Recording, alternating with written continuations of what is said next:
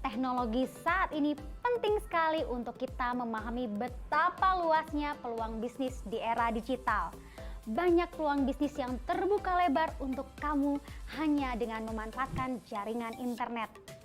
Dari yang tanpa modal sama sekali, sampai dengan modal puluhan bahkan ratusan juta tersedia saat ini. Penting bagi kamu untuk dapat melihat peluang itu.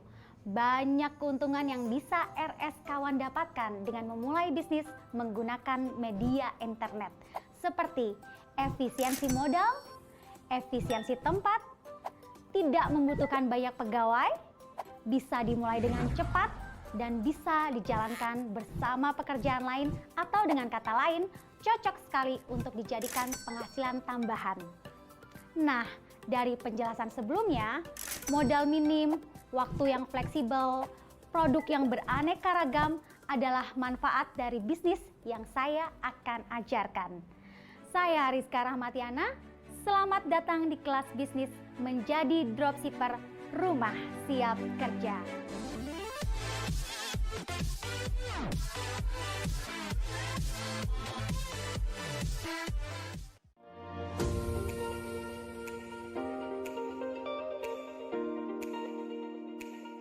Perkenalkan, saya Rizka Rahmatiana. Banyak yang bertanya kepada saya terkait dengan profesi saya. Saya adalah seorang pebisnis. Bisnis yang akan saya sharing dengan teman-teman bagaimana memulai bisnis dengan modal minim menjadi dropshipper. Sebagai seorang pebisnis, saya sudah mengalami proses jatuh bangun dalam membangun sebuah usaha. Nah, sistem dropship itu sebetulnya tidak memerlukan modal yang besar loh, namun dapat menghasilkan output atau income yang besar. Yang harus RS Kawan perlukan sebagai pondasi untuk menjadi seorang dropshipper adalah niat, keberanian, mengambil resiko, dan selalu memegang prinsip kerja 4As, yaitu kerja keras, kerja cerdas, kerja tuntas, dan kerja ikhlas.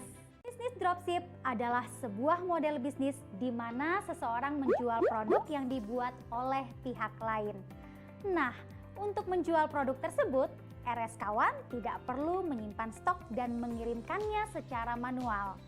Lewat bisnis dropship, produsenlah yang akan mengirimkan produknya ke konsumen. Hal ini tentunya lebih menguntungkan bagi RS Kawan karena tidak memerlukan modal besar, bahkan bisa tanpa modal.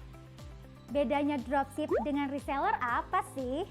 Sebetulnya hanya satu yang membedakan antara reseller dan dropship.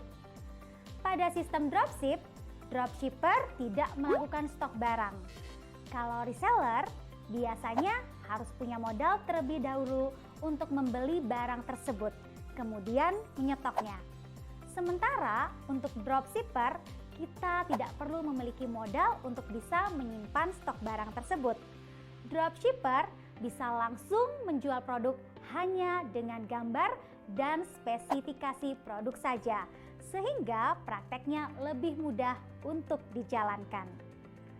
Sebelum menjalankan bisnis dropship, kamu perlu melakukan beberapa langkah penting, seperti bagaimana cara mencari produk yang sedang tren, bagaimana mencari supplier yang baik, bagaimana juga melakukan riset para pesaing kamu, serta bagaimana kamu memulai memasarkan produk yang kamu jual dengan benar. Setelah ini, kamu akan mempelajari bagaimana melakukan riset produk dan mencari supplier yang tepat.